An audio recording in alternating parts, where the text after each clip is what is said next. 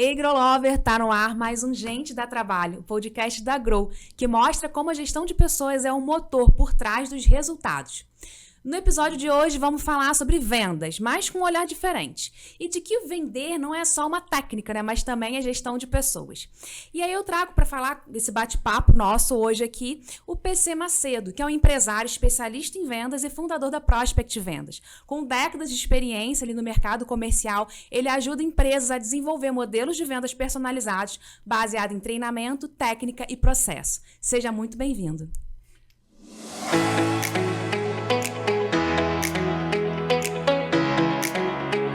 PC, você costuma dizer pra gente, né, que vender é treinamento, técnica e processo. Sim. Baseado nesse pilar, né, nesse tripé que eu quero conversar essa nossa conversa. Como que isso tudo pode transformar, né, uma verdadeira equipe de vendas? Olha, Aline, eu vou dizer para você que são conceitos básicos. Eu tenho o costume de dizer sempre que eu tenho essa possibilidade, o básico bem feito já traz um resultado gigante. O problema é que a gente tem um grande inimigo, que é a falta de tempo, a rotina. E é exatamente aí que o empresário, o líder de vendas e o próprio vendedor acabam se perdendo. Por quê? Se você tem um processo bem desenhado, você consegue aplicar boas técnicas a esse processo. Se esse processo tem boas técnicas, é uma questão de você manter treinamentos recorrentes. Parece óbvio, mas na prática é um pouquinho mais complicado. Sim. Porque o mercado é efervescente, ele está sempre vivo. Então, as objeções que o teu time está lidando hoje não necessariamente são as mesmas que ele vai lidar amanhã. E se você desconecta, o teu time fica isolado. E aí o papel da gestão qual é? Está bem próximo, entender e vir... Porque, vamos lá, liderar é servir. Sim. Então, vamos deixar uma coisa clara. Você tem que estar colado no teu time, servindo a eles da seguinte forma: olha, estamos tendo muita dificuldade nesse âmbito com essa objeção. O que a gente pode criar? Não apenas quanto speech, quanto treinamento, mas quanto recurso tecnológico, às vezes um recurso administrativo. Por isso que a gente é tão conectado em fazer os treinamentos não apenas para o time de vendas, mas para a liderança, para o empresário, para a diretoria. Porque muitas das situações que eu enfrentei no dia a dia com o time na ponta, às vezes a diretoria não estava ciente da gravidade e a solução era uma solução muito simples. Dava uma canetada e resolvia. Sim. Então, por isso que você tem que pensar sempre hierarquicamente em todos os processos para que funcione. Você comentou, né, sobre a questão das objeções, né, de você fazer esse treinamento para contorno de objeção e tudo mais. Objeção é essa vinda quando a gente está cuidando lá da dor do cliente, digamos assim, né, a gente está querendo resolver uma dor do cliente e por algum motivo ele traz alguma objeção nessa sua venda. E aí, quando a gente pensa na dor de uma gestão de equipe de vendas, né? E aí é uma visão voltada para o interno ali. Sim.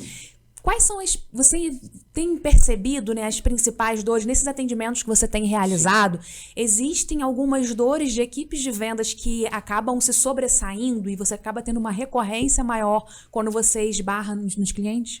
Olha, eu vou dizer para você que, falando especificamente de dor e objeção, o acompanhamento de objeções por parte do líder, do gestor, é uma demanda recorrente. Por quê? Às vezes o vendedor está lá, ele faz 18, 20 contatos num dia. Só que o processo que ele está trabalhando não dá para registrar as coisas da forma correta. E aí o gestor que está por trás fala: cara, você falou com 20 pessoas, fechou 2 negócios, a tua taxa de fechamento está em 10%. Por quê? Porque está caro, porque o cliente pede para esperar e não volta, porque o cliente falou comigo no WhatsApp, sumiu. Então, quando você conecta com o teu time nesse nível, enquanto líder, você começa a entender. Aí fala: peraí, o que a gente pode usar de argumentação? Que ferramentas o nosso marketing nos traz aqui na empresa para facilitar o trabalho desse meu vendedor aqui na ponta? Então, o que acaba acontecendo é que é um efeito em cascata. O vendedor ouve uma objeção do cliente que não tem certeza, que aquilo não ficou claro. Porque se o cliente colocou uma objeção, tá, você conseguiu avançar em todo o processo. Imagina, você pensa no funil e no pipeline de vendas. O cliente começou a conectar com você, entendeu o que ele precisa, entendeu que o teu produto resolve o problema, conectou com o teu vendedor qualificou o problema dele, identificou o produto, apresentou uma proposta e o cliente ficou em dúvida. O que faltou? Informação. Então, quando você entende claramente o que o seu time está passando de informação e como, se está tendo resultado eficaz ou não, Aí você começa a entender e dar suporte ao teu time. Então, quando você diz, o cliente está pedindo para esperar e não volta, está achando caro, o cliente sumiu, a apresentação não está boa, ou a boa e velha, né? O lead está desqualificado. Uhum. Então, quando você cola no teu time lá na ponta e começa a entender isso, você começa a trazer outras ferramentas. Então vamos tentar assim, vamos tentar assado. Olha, eu consegui no financeiro uma condição comercial diferente para quando chegar nessa etapa aqui a gente fazer assim. Então, conexão é que gera venda. Quanto mais conectado você tiver com o teu time, mais resultado você vai ter. E a gente fala sobre nessa percepção, né, dessas objeções, né? E a gente fala muito dessa visão assim, o vendedor, né, traz, né? Na minha experiência com a equipe de vendas, que já tive algumas ali no decorrer, né, dos anos, muito se vem na fala de que tá caro. Tá caro. Mas não vendi porque tá caro. Não fechou porque tá caro. Tá caro. E aí teve um período, inclusive, na época eu não tinha essa gestão de campanha, eu tinha gestão de equipes, mas a gestão de campanhas não era minha. E aí, no decorrer do período, nesse exemplo que eu tô trazendo, entregou-se uma campanha muito significativa, que não teria mais a desculpa do tá caro. E não se converteu. E aí a gente descobre, não é que tá caro, né? Fala um pouquinho sobre isso. Olha, eu não sei como foi exatamente nessa campanha, porque eu não participei. Mas o que a gente percebe no dia a dia é o seguinte, tá caro, tá? Comparado a quê? É a primeira pergunta que tem que se fazer. Tudo bem, eu entendo que o controle de custo é fundamental. E aí não importa se você está em B2B, B2C, se você está vendendo um produto commodity ou está vendendo um serviço extremamente técnico. A referência tem que partir. Então eu digo para todo mundo, tá caro em relação a quê? Comparado com isso. Mas vem cá, você entendeu que comparado com esse item que você está comparando, nosso produto tem esse benefício? E que esses benefícios vão te trazer esses e esses resultados? Porque quando você faz um mapeamento, né, 90% dos meus treinamentos de venda são embasados em ancoragem.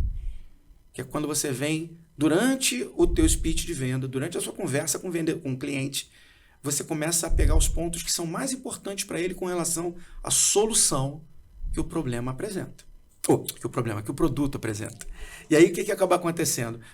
O próprio cliente vai te dando os pontos mais importantes para ele. E aí, em cima disso, no final você faz uma coragem. Bom, então você entendeu que o nosso produto resolve esse problema e esse aqui que você comentou. A maioria dos nossos clientes no teu perfil tem também o problema tal. Você tem? Eu tenho. Inclusive me pediram para cuidar muito bem desse assunto. Eu estou sendo super genérico porque isso se aplica a várias coisas. Mas me pediram inclusive para cuidar desse tema. Ok, então a gente bateu todos esses pontos, né? Perfeito. A partir daqui começa a ancoragem. Então se eu tenho um produto que resolve o teu problema, que se encaixa no seu timing de compra, porque você pode estar precisando para amanhã e eu levo uma semana para entregar, né? Você se encaixa no meu perfil de cliente, né? E tem, dependendo do valor, crédito ou caixa para fazer a compra no momento, você vem ancorando tudo isso. E aí o tá caro passa batido. Porque caro é uma referência de valor. Caro comparado a quê? Né? Exatamente. Você quer comprar um carro? Quero. Zero? Ok. Por quanto? Por 30 mil. Tem uma coisa errada com esse carro. Um carro zero custa 60, 80. Tem alguma coisa errada. Então, é valor. Né? Caro é valor, não é preço. Perfeito. Eu trabalho muito com a neurociência, né, aplicada ao comportamento dos colaboradores. Muito. E esse termo que você trouxe de ancoragem, ele é um termo, inclusive é validado, ele é um viés, uma das nossas heurísticas e vieses já mapeados dentro de tantos que nós temos. A ancoragem é um mapeado como uma falha cognitiva, um errinho que a gente costuma ter, que a gente acaba se baseando e se fixando em uma determinada fala ou um determinado número ou alguma característica que foi falado porque estava mais próximo, então a gente ancora o pensamento ali. Então, realmente, essa estratégia, como você traz no treinamento, ela é significativa e funciona. E aí, uma das coisas também que a gente trabalha na Grow é uma visão de cuidar do perfil comportamental das pessoas para as vagas. E a gente conhece muito, assim, que os nossos clientes trazem, também que a gente pega no mercado, né? É a questão do perfil do vendedor, que é uma pessoa, ela fala, ele é um ótimo de relacionamento, mas é péssimo de processo, mas é procrastinador, enfim, que são características realmente de pessoas que têm o perfil social muito alto, acaba sendo uma característica realmente. Mas eu queria que você trouxesse pra gente o que diferencia verdadeiramente um vendedor comum de um vendedor de alta performance. Como que você identifica isso? Que bom que você pergunta. Eu tenho uma frase que eu uso muito nos meus treinamentos, que eu digo o seguinte: olha, a disciplina come o talento no café da manhã. Perfeito. Então, o que você precisa para ser um bom vendedor? Disciplina, técnica e inteligência emocional. Basta. Pouco importa todo o resto. Se você está disposto a aprender sobre o seu produto, aprender sobre o seu cliente, se você tem técnica, quer aprender mais sobre técnica, tem muita gente ensinando, inclusive nós. E a questão da inteligência emocional, ela está muito relacionada à capacidade que você tem. Ser vendedor não é uma posição muito confortável.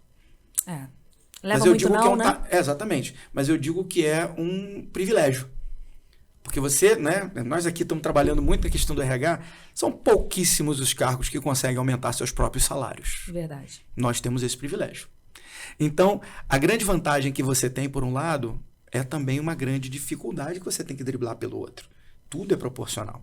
Então, quando eu falo de inteligência emocional, é quando você entende que, olha, eu segui todo o processo, revisei, fiz o melhor dentro de cada uma dessas etapas e ainda assim não converti a venda. É estar animado para começar tudo de novo. É estar preparado para isso. Tá? E isso é uma coisa que você vai ganhando com o traquejo do dia a dia, você vai ganhando com a experiência, e aí entra muito a questão da liderança, da gestão de pessoas, para você saber motivar. Isso para mim é muito importante. Todas as vezes que eu vou fazer um treinamento, lógico que a gente vai fechar uma consultoria, eu vou lidar primeiro com a diretoria, depois com os líderes, depois com o time inteiro. Não importa se você tem 1, 10 ou 50 vendedores, eu vou entrevistar todos. Eu vou perfilar todos eles, vou fazer a análise de perfil comportamental de todos, né? E também a roda de competências de todos eles, para a gente poder customizar isso. Porque a partir daí você começa a entender que chave abre que porta. Sim. Porque não adianta eu ficar ali, não, porque esse cara tem que ter motivação, tem que ter isso, tem que ter aquilo. Vamos lá, time, uhul, grita, bate o sino. Ok, isso é muito bacana quando está todo mundo no mesmo nível. Sim. Você nivelou a tua equipe? Quando foi a última vez que você parou para analisar o teu processo de vendas? Quando é que você parou para olhar, pegou teu time, fez 1 a 1 e trocou? Quais são as objeções? Porque a grande maioria dos clientes, inclusive eu gravei um vídeo recentemente com isso, a grande maioria dos clientes mede o seu time apenas pelo faturamento. Sim. E eu vou dizer uma coisa para você. Vendeu, não vendeu? Ninguém controla a venda. Uhum. O que você é capaz de controlar, eu sabia que eu ia esbarrar. O que você é capaz de controlar são as etapas que compõem a venda. Então não adianta você chegar e dizer assim, o fulaninho tinha tantas propostas e não fechou. Você tem que entender por quê. Entender se aquelas propostas estavam endereçadas corretamente. Então, volto a dizer, conexão gera venda. Perfeito. E você falou um pouco, já trouxe até uma introdução do que eu já queria trazer para o nosso tema aqui, que é a visão da liderança. O quanto que a liderança ela pode influenciar positiva ou negativamente, infelizmente, né? No desempenho de uma equipe de vendas. Porque quando a gente começa a colocar processos e etapas num papel e entender ali, beleza, eu tenho um processo que é bacana, eu tô com um script que é adequado, o meu produto ele tá bacana, tá adequado à dor do cliente, tenho pessoas que eu treinei, acredito que estejam capacitadas e tenho perfil, e o quanto que a liderança num ambiente propício ou não propício, ela pode influenciar diretamente ali no desempenho dessa equipe. Olha, é difícil traçar um percentual específico, porque isso varia de ambiente para ambiente. Mas é fundamental deixar claro que a liderança tem a responsabilidade de conduzir o processo. Então eu digo que, na pior das hipóteses, a gente está falando entre 70% e 80% é o trabalho da liderança. Porque motivar pessoas não é fácil. Exatamente. Manter pessoas motivadas é ainda mais difícil. Esse aqui é um exemplo. Você faz uma palestra, você treina várias pessoas, você faz uma palestra para várias pessoas durante um dia inteiro, uma tarde inteira, sai todo mundo, uhul! No dia seguinte, como é que essas pessoas estão? Será que elas estão no mesmo nível? Certeza que não. Então, o que é o papel do líder nesse sentido? Não é, volto a dizer, liderar é servir, mas não é ser babá. Você tem que estar conectado com a pessoa, entender o momento dela e também entender o momento que ela vê das oportunidades. Então, você começa a entender que, meu processo tem, vai lá, 4, 5 etapas. Você está medindo corretamente esse processo? Porque o teu papel não é cobrar que a pessoa meça. É você medir. Dizer, olha, 80% dos clientes que passam dessa fase fecham o negócio. Então, tem que fazer mais clientes passarem dessa fase. Como é que ele está lidando com essa fase? O quanto você acompanha? O quanto você está ombro a ombro com teu colega vendedor? Apesar de ser seu liderado, é teu colega. Então, como você conecta com isso? E aí eu vou fazer uma outra pergunta, né? Eu não gosto de responder pergunta com pergunta, não. Mas aí eu vou perguntar para o empresário. Quando foi a última vez que você treinou o teu time completo de vendas? Parou a venda e vamos treinar. Não é só isso. Porque às vezes você treina o time, o líder está aqui assistindo o treinamento. Não, querido, você vai ter que estar inserido. Vamos fazer um treinamento para o time? Ok, perfeito. Antes de fazer um treinamento, normalmente a gente faz um briefing com a diretoria. Nesse briefing, eu vou dizer para você, sem medo, está sendo justo, 85% a 90% dos diretores não estão alinhados. E aí eu digo, olha, você vai precisar participar. Mas eu não tenho tempo, não tenho agenda. Ok, problema nenhum. A gente vai ajeitar pela tua agenda. Ou então eu vou preparar um material com você. A gente bate todos esses pontos antes para depois a gente criar. Porque na Prospect a gente não aceita receita pronta. Quase Sim. tudo, 90% do nosso material é customizado. Então eu vou lá, vamos entender, vamos brifar, traz para dentro, vamos criar algo sob medida e andar. Então o papel do líder é fundamental, por isso é tão importante manter o líder motivado, treinado e com reciclagem em dia. A gente está falando, né, de processos, de estrutura, de uma rotina, né? Uma rotina resiliente, que é uma rotina ali do vendedor, do líder de vendas. Isso tudo, a gente encontra empresas que conseguem ter isso com facilidade na veia, porque a diretoria está mais engajada, então ela consegue trazer estrutura para que aquilo aconteça. Faz toda a diferença. E empresas que não têm muito isso, mas que quer implementar, enfim, que ainda não chegou nesse momento, né? Que está na construção. E aí a gente começa a falar de cultura, né? Porque a cultura de venda é a cultura do vendedor, né? E a gente começa a falar um pouco de cultura e sobre metas. E o quanto como que a gente pode fazer com que essa cultura esteja alinhada com as metas da organização? Existe ali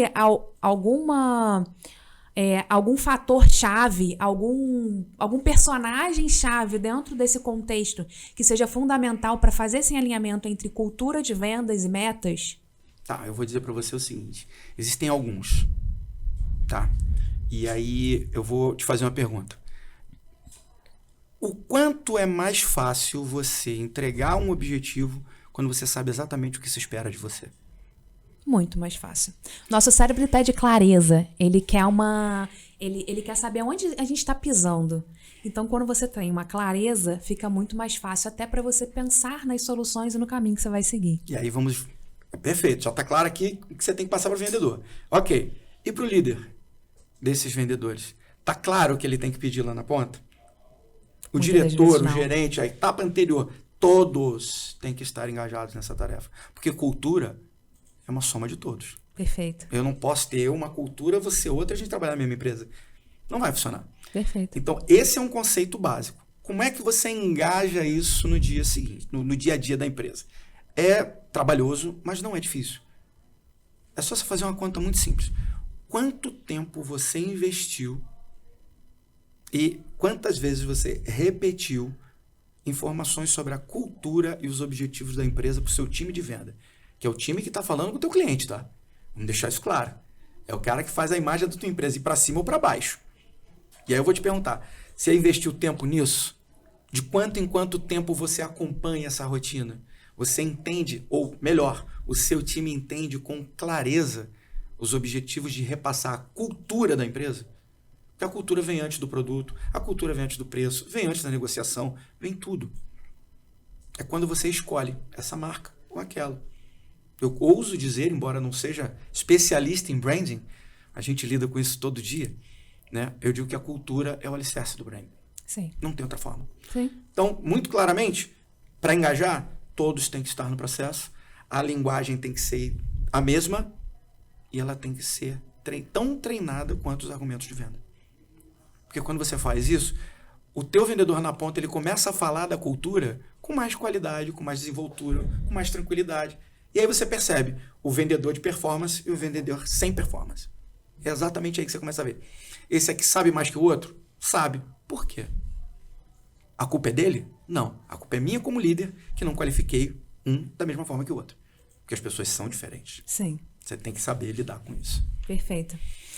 Tá chegando no momento aqui do nosso podcast, aqui do Gente Dá Trabalho, que é um quadro em que eu quero te convidar para poder trazer ali um exemplo da sua vida, uma história, uma boa prática, enfim, que é o Deu Trabalho. Ixi. É difícil. Nossa, esse quadro assim a gente deixa todo mundo na dúvida de qual, né? Qual dos momentos que eu escolho que deu trabalho? Eu tenho um que é clássico, mas vamos lá. Conta pra gente um momento ali que te deu trabalho. Olha, pensando direitinho, faz bem uns 12, 13, não, tem mais de 13 anos, fato. Tem mais de 13 anos que esse fato aconteceu.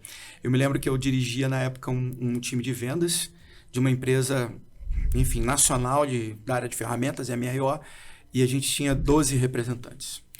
E um dos representantes estava tendo uma certa dificuldade de desenvolver, e eu falei, cara, fizemos diagnóstico de todo mundo, estava mais ou menos nivelado, aqui, uma melhor aqui, outra ali, ok.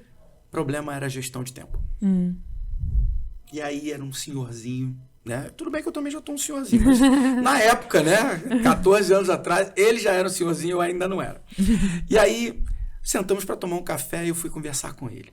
Eu não vou dizer o nome, mas ele sabe que é ele. E aí a gente começou a conversar, eu falei, vem cá, mas como é que tá a tua carteira? Não, eu não sei. Eu fui lá, abri na tela a carteira dele. Sabe quantos clientes ele tinha? 184 clientes na carteira. Aí eu falei, cara, você não visita esses 184, né? Não. Quais que você visita? Aí fui batendo. Tomando café. Falei, cara, não tenha pressa, a gente tem a tarde toda.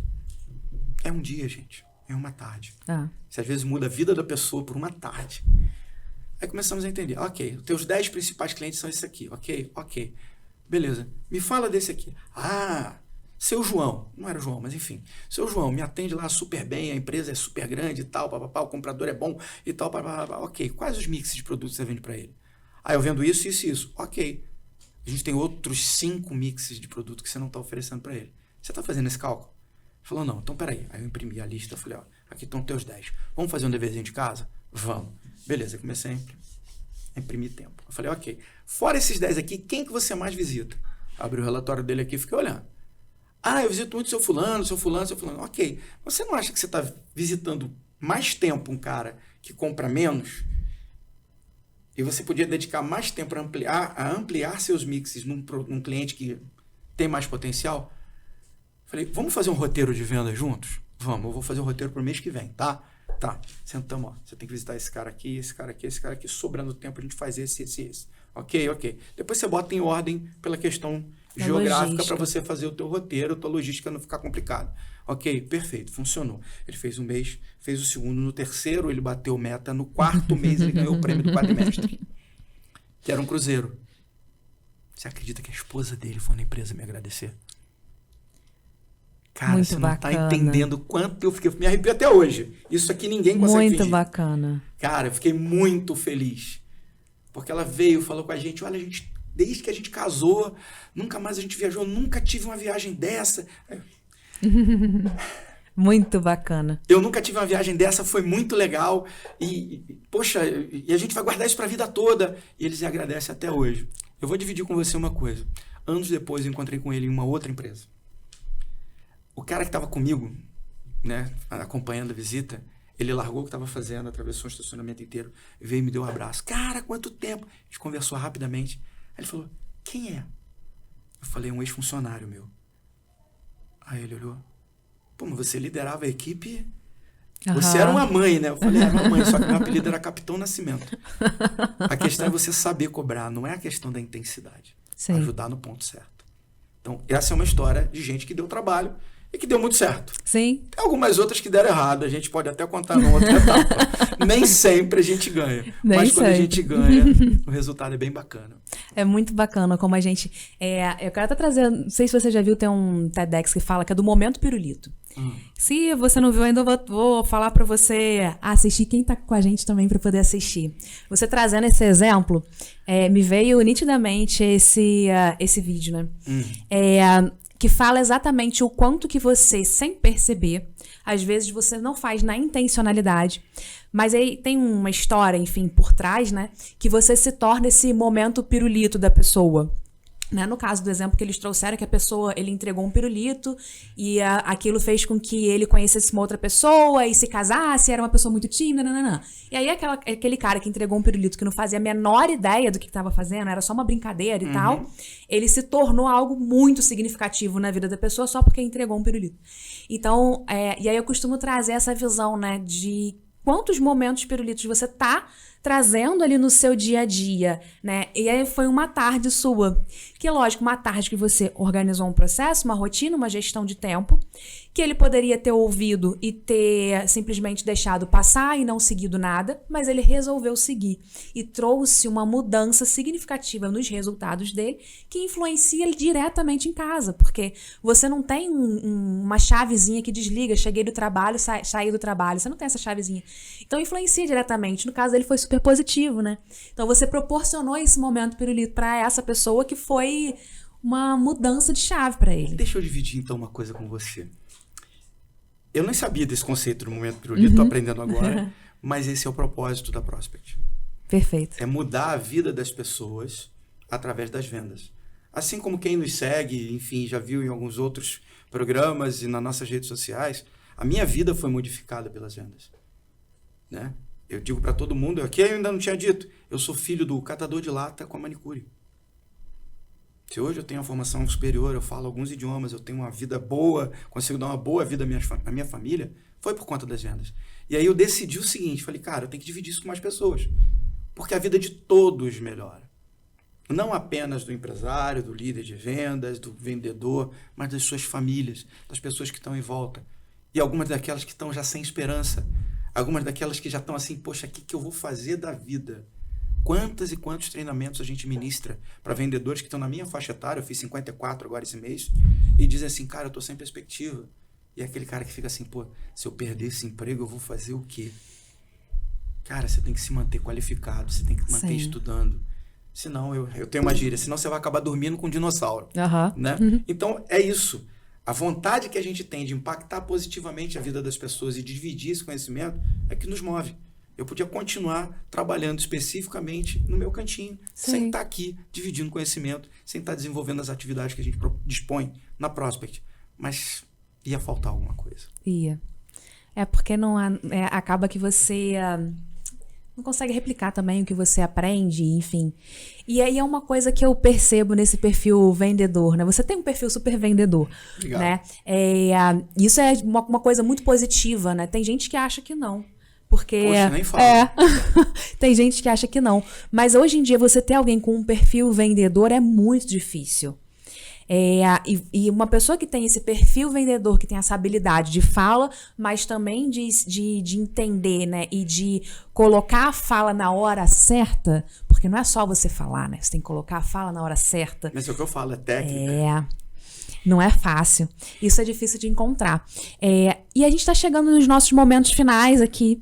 E eu queria perguntar... rápido, né? Passa rápido, né? Falei com você que é passar rápido, que a gente nem percebe. E eu queria pedir pra você tem algum recado, assim, alguma mensagem, sabe? Algo que você gostaria de deixar pros empresários que estão assistindo esse programa aqui com a gente? Olha, eu vou dar um exemplo... Vou tentar encurtar ele o máximo que eu posso. Eu vou te dar uma cena que aconteceu no final de uma palestra minha, no Rio de Janeiro, na Barra da Tijuca, foi esse ano. Um empresário levou o time dele para acompanhar a palestra, para, enfim, aprender um pouco com a gente. E no final ele disse assim, cara, eu não sei por que você insistiu tanto que o empresário tem que aprender vendas. Eu tenho esse time aqui, eu tenho, enfim, um gerente, um supervisor, 6 vendedores, eu tenho outras coisas para cuidar. Por que você acha que eu tenho que aprender vendas? Eu virei para ele, você sabe nadar? Aí ele disse, sei. Quando foi a última vez que você atravessou uma piscina, ida e volta? Tem muito tempo, ele falou. Não, tem esse ano. Ok.